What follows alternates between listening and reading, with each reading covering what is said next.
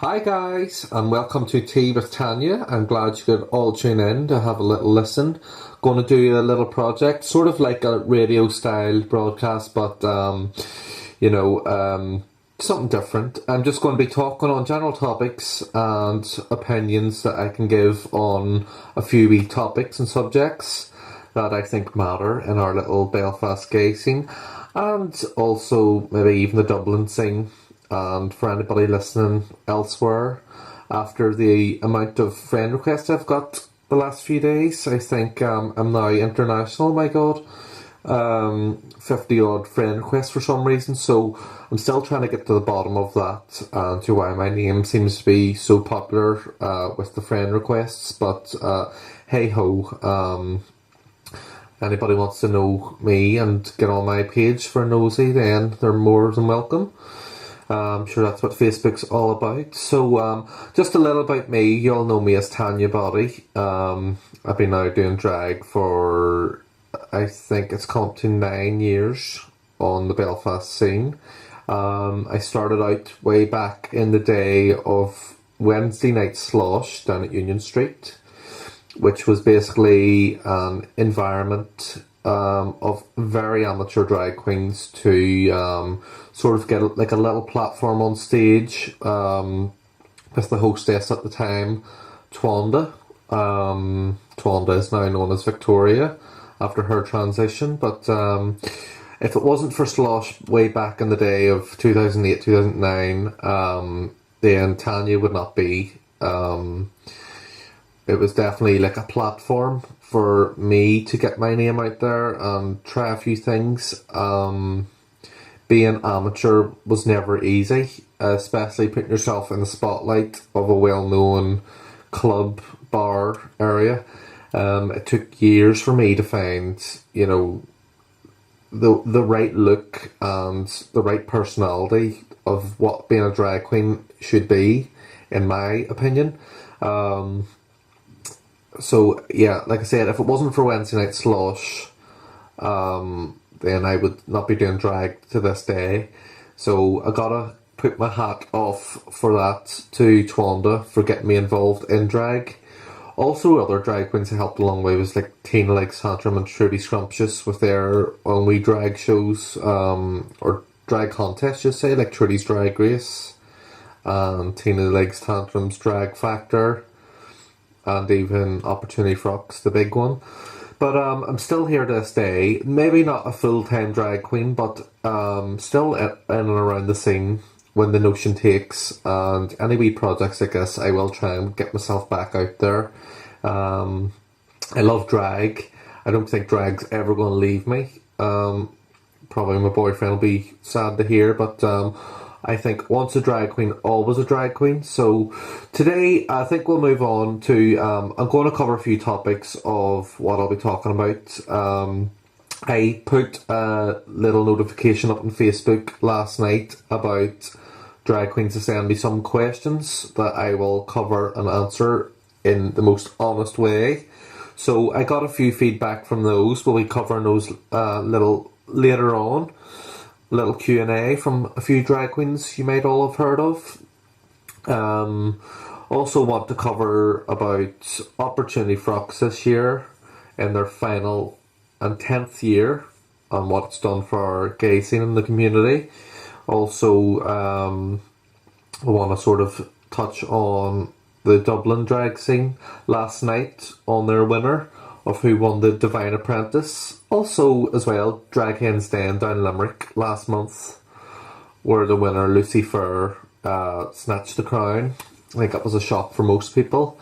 So, we're going to move on to the Divine Apprentice with Davina Divine last night in Dublin. I believe Aurora won the crown, and fair play. We seen Aurora down in Limerick for Drag Hen's Den, and she's a brilliant performer. Sorry, I'm stammering here. I've got a tickly throat. So Aurora clinched the crown at Davina's Apprentice, and I don't really know a lot about Aurora, but from the pics, she seems to be like, I would say she's quite a dancey queen. I know Bonnie and Clyde and a few other drag queens were in the running for the final there, but well done. I know it's a big platform down in Dublin for any drag queen to excel, and talking to a few drag queens from Dublin, I found out that once they get like a paid role or a paid act, what, maybe once a week or once a fortnight, they don't really go in for contests anymore or competitions. It's sort of like a pride sort of thing. Like, I'm now working drag queen, I don't need to do contests or competitions, which is fair enough. You know, like, I suppose if you're a working paid drag queen, however few and far between it is, or, why would you go in for contests or competitions? It's sort of like a ladder sort of thing. If you're now being paid and you're going up that ladder, you don't want to be down. I don't mean doing competition or contests or down below anybody else, but I'm saying when you're trying to get your name out there and try to be recognised as a proper decent drag queen, you do the contests and the competitions, try and win or even get placed. For me personally, it was always about right, to be taken serious, I need to be on this stage. I need to show what I can do. I need to get my name out there. Win or lose, it's given me a platform to, be somebody for the night and to have people talk about me. Even if it's in a bad way or a good way, people are still talking. As I say, any publicity is good publicity. So maybe that's where, the Belfast scene is probably different compared to Dublin. I know a few drag queens, that have had paid work, but still will go in for contests or competitions. So it's all about the what suits you, and I guess I was in a paid drag job with Kremlin for around a year, and I suppose I sort of had that opinion as well. Like, I'm working here, once or twice a week. Why would I go in for contests or competition? So that's just my opinion. But congratulations to Aurora, and also I want to give Lucy Fur a wee mention for Drag Hen's Den. I don't think anybody expected Lucy Fur to win on that night. And we all do it. We all judge and we all pick our winners and we all pick our favourites of who's the fiercest and who's going to win. And then it's always good to get a shock on nights like that. Lucy Fur's drag style I'm a big fan of. You can probably see from the video here, this is Lucy Fur in Opportunity Frocks 2 years ago. Quite a dark style to drag. Maybe a lot of people won't get it or want to get it or, see where she's going with her style, but I absolutely love it. And I think there's plenty of room for drag like that in our scene. It's different, it's her niche, it's something that, we really don't have. And that style of drag suits Lucy. So congratulations, Lucy Fur, on winning. I think you were shocked as anybody. I would just want to say also, one of the people I would love to see in Opportunity Frocks this year is Lucy Fur, and I was chatting with you, and I would actually just love if you went in for it. I just think to see you again on stage, at the stage you're at now, with your confidence and just your style, what you would bring to the table would just be something completely different for everybody. Also, I was talking there too, because I do talk to a lot of people, believe it or not.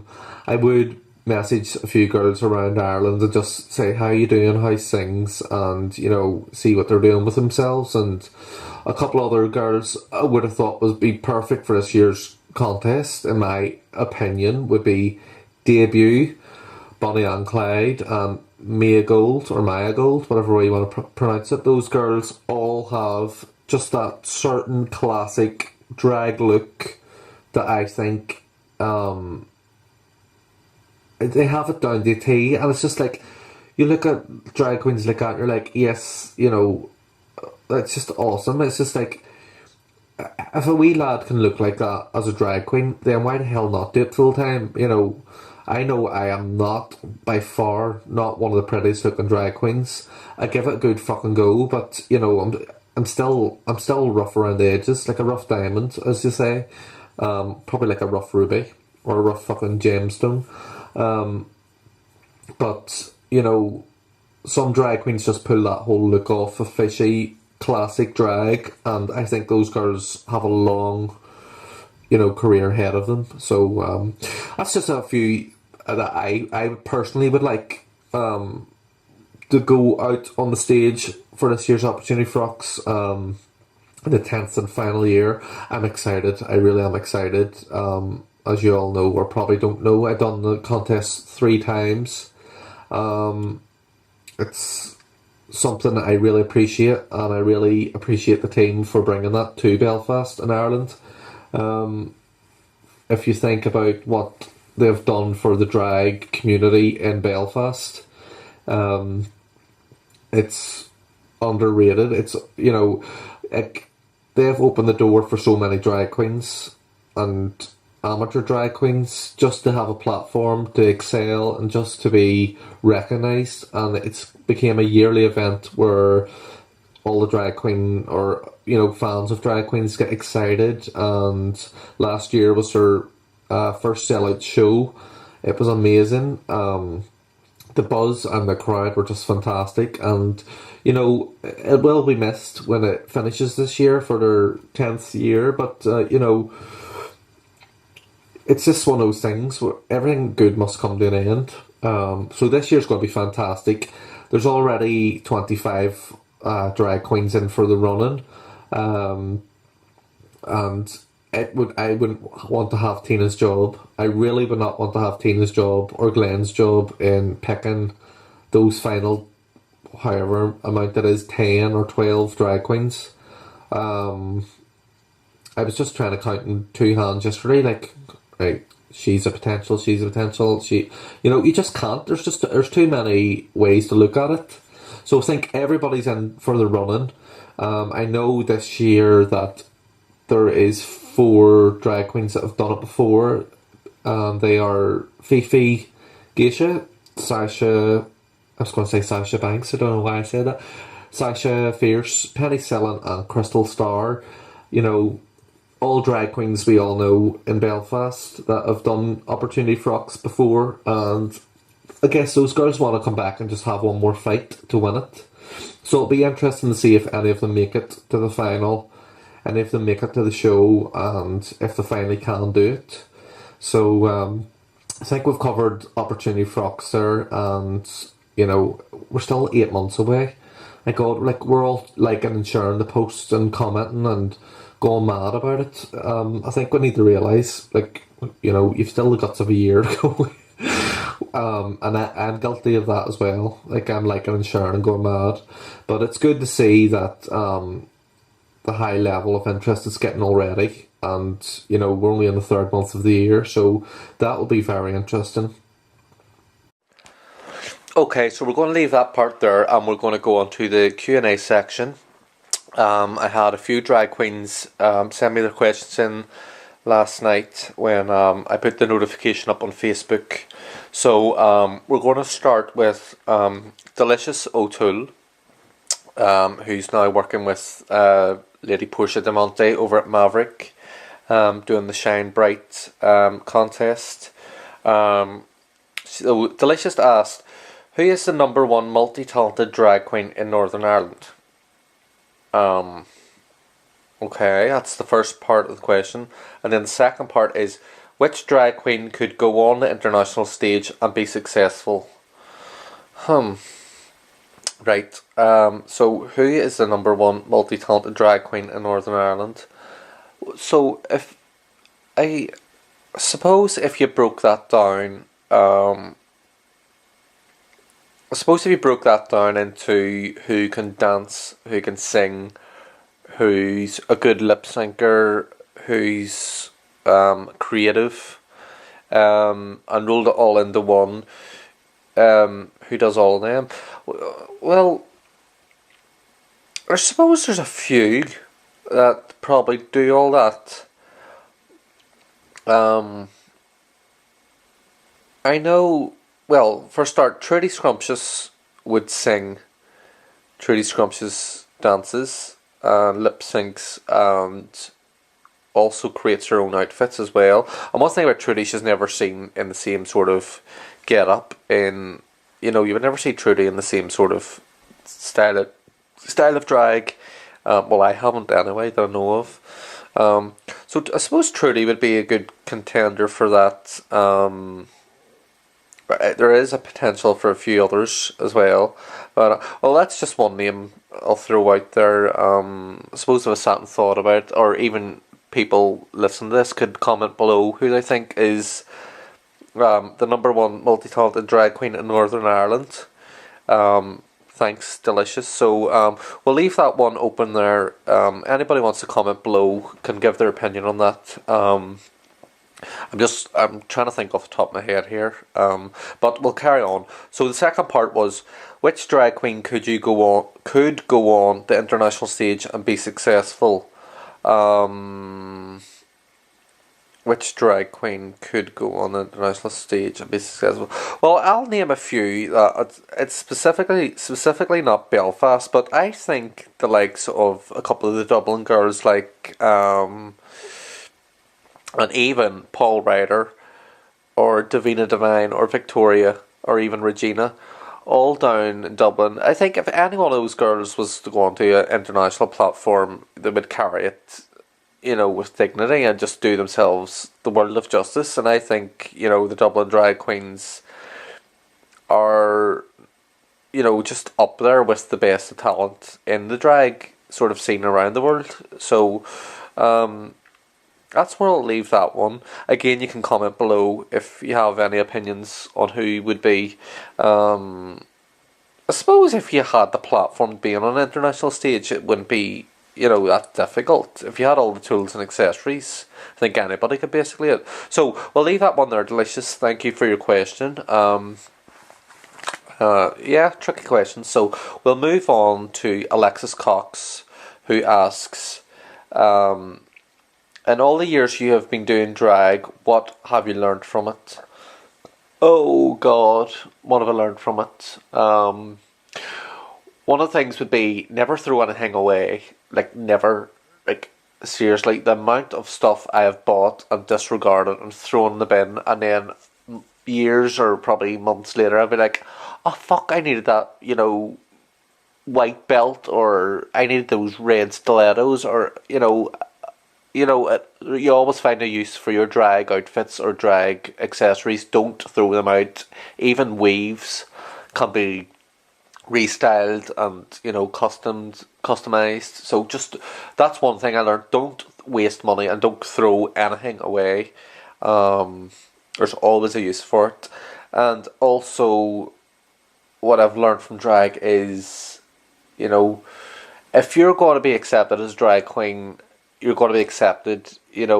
Don't force it down people's throats, or don't try to put yourself in people's faces too much. Fuck it, I can talk right now, can't I? No, but in all seriousness, find what you're good at in drag. Find how you can give people something that other drag queens can't. And then, have a bit of dignity while you're doing it. That's one of the things I found when I was starting drag. I was throwing myself all over the place like a reckless, headless chicken, and just wasn't focused. And I was just trying to do what I could to get my name out there. Everybody will do it a different way, but I know over the years drag has changed in Belfast, and the pace of drag is getting quicker and quicker, and you're finding all these new faces popping up left, right, and centre. So, in my opinion, find out what your drag style is, work on it, and nail it before you start throwing yourself left, right, and centre. To everybody. So that's basically my answer to that. So if you have any other views on that, please do leave a comment and I will respond. So, another drag queen that sent me a question. You all might know the name Penny Sillin, or my friend Mark Jackson. Um, I asked Mark last night had he any questions for me, and he responded while he was on night shift at about 3 a.m. So thanks for that, Penny. And Penny's interesting question, it wouldn't be like her, is Tanya, you're known in drag for your mouth. Right. What drag queen have you fought with that you really couldn't give two fucks about, and why is this person a threat? Oh fuck. Well, yeah, okay, I'm a mouthy, gobby drag queen, there's no doubt about it.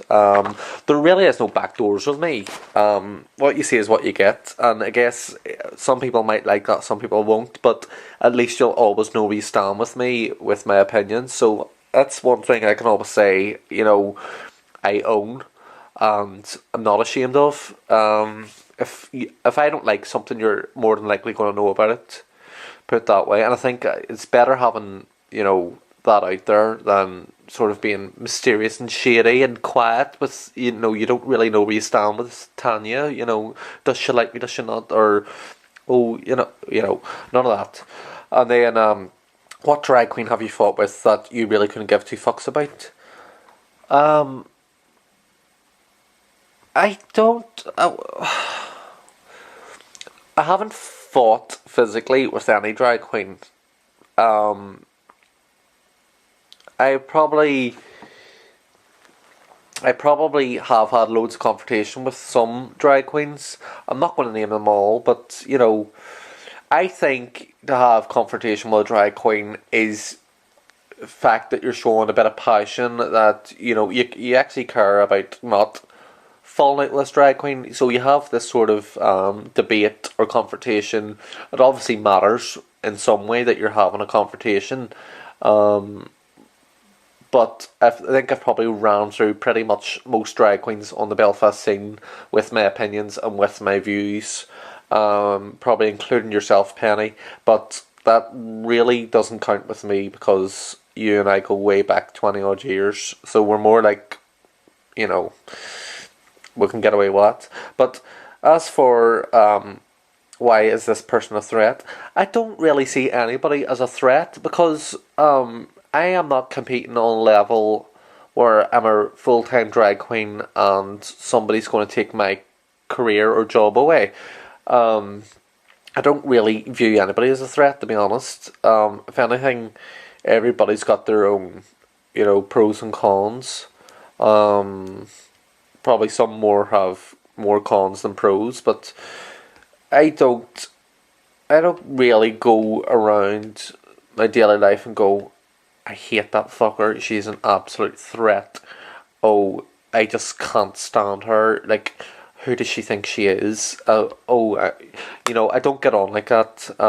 You always know where you stand with me. So, more so to the question, Penny, is who are you trying to get me to talk about in that question? The way I'm just reading the way it's worded there, and I'm like, it's like you're trying to get me to say somebody's name here, and it's no, honey, it's not happening. So if you have any views on my answer to that, do give a wee comment below. I've one more question here before we wrap things up because we are reaching the half-hour stage. So the question is from Kitty Cat: do you think the Queens in Belfast are one-track ponies and scared to go against the grain? I'm not sure what the grain means. Maybe I'm not familiar with that term. Do you think the Queens in Belfast are one-track ponies? Some, yes. Some drag queens in Belfast get into this little sort of rut where they only do one thing and have, say, one sort of look and don't really explore other areas of drag or don't try other different things. Some drag queens around Belfast, I do know, just stick to the same safety net, as you would say. But, everybody's comfortable in their own wee thing. I suppose, more confident drag queens will try every style and every, aspect of drag. So, I couldn't really categorize that into one track ponies, Kitty. I know probably, but we'll be honest, Kitty, with you and your performances at Opportunity for Rocks the last 2 years, you are really a one track pony with your sexual antics on stage and your sort of style of grinding against guys and all the sexual sort of things you're throwing on stage there is probably a one track pony, honey. So that's my opinion, and I know you will take that on the chin because that's what you're comfortable in. I suppose with me being a one track pony, I am a pretty much reckless drag queen on stage. Very random. Whatever enters my head in the moment, or a week before I do a performance, is just carnage. I like to leave people not knowing what is going to happen next with me.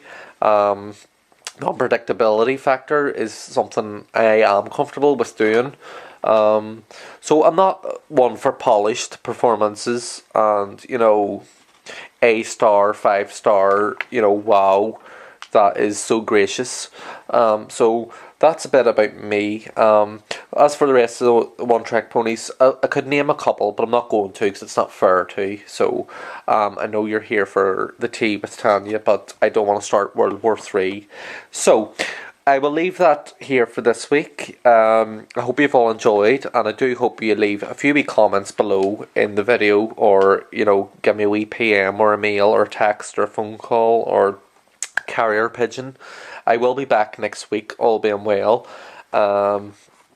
depending on how things go with this. So thank you all for tuning in. I know there'll be ones that have rolled their eyes. I know there'll be ones that have probably sniggered or laughed or just switched off, and I want to thank you for that. But to be honest, I'm here for the crack, and I'm here for the banter, and I'm here for a good time, not a long time. So thank you all for tuning in, and I'll talk to you all soon. So bye.